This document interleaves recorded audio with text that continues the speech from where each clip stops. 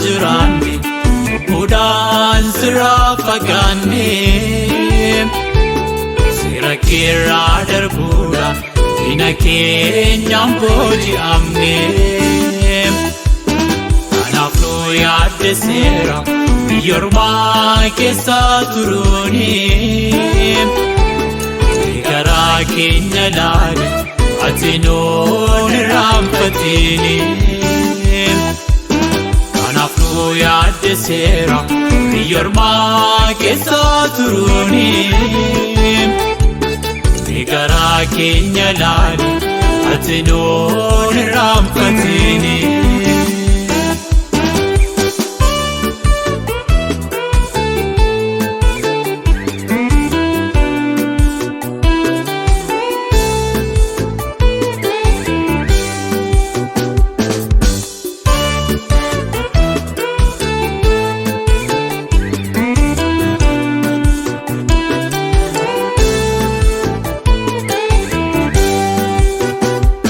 Qalbii keenya bittimse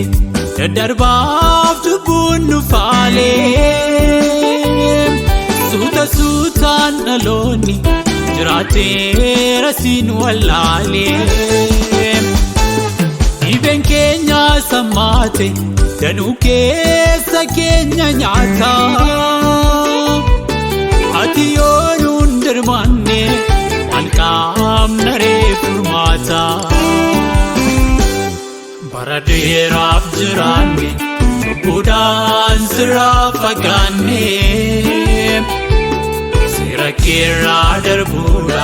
diina keenyaan booji'amnee kanaaf nu yaaddeesseera biyya ormaa keessa turuunii garaa keenya laale ati nuun irraanfatini. Yaaddeesseera biyya ormaa keessa turuunii garaa keenya laale ati nuun irraanfatini.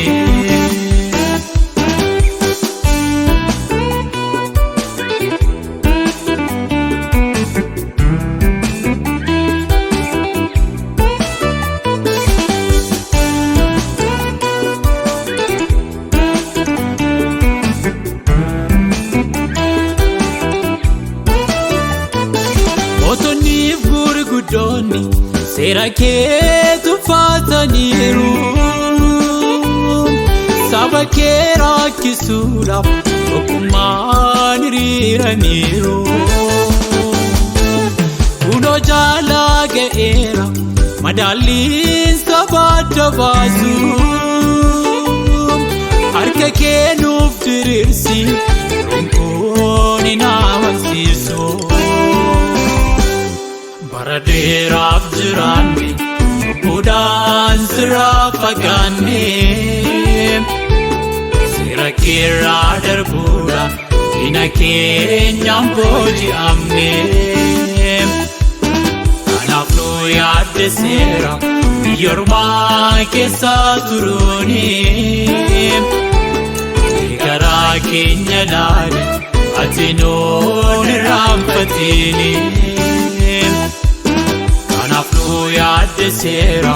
biyya ormaa keessa turuunii garaa keenya laale ati nuun irraanfatini.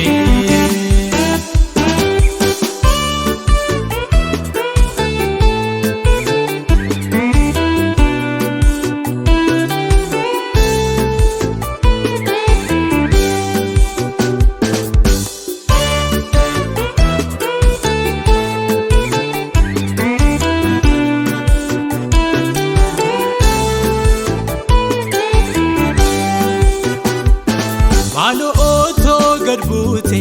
maqaa kee hundoo beekee yoomiree jaa kan baaftu waa'een saarbamuu ijoollee kee machi hunduu abeeku ati waaqayyo akka taatee agodaanuu dukkanni ilaafarraa buufatee bara dheeraaf jiraanne lubbuudhaan sirraa fagaannee seera keerraa darbuudhaan diina keenyaan booji'amnee kanaaf nu yaaddeseera biyya ormaa keessa turuunii garaa keenya laale ati nuun irraanfatini kanaaf nu yaaddeseera biyya ormaa keessa turuunii garaa keenya laale ati nuun irraanfatini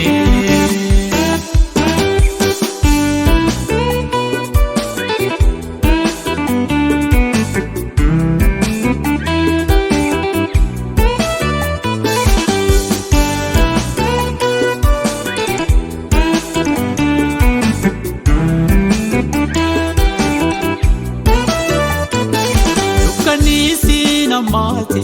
hundumtuu walfaa fakkaata seera malee jiraachuu maaliif itti fufe laata inni iddoo isaa gadhiise yoom iddootti deebifama dafii hurrii nu baasi risiif hin danda'ama bara dheeraaf jiraanne lubbuudhaan sirraa fagaannee seera keerraa darbuudhaan diina keenyaan booji'amnee kanaaf nu yaaddeseera biyya ormaa keessa turuunii garaa keenya laale ati nuun irraanfatini kanaaf nu yaaddeseera biyya ormaa keessa turuunii garaa keenya laale ati nuun irraanfatini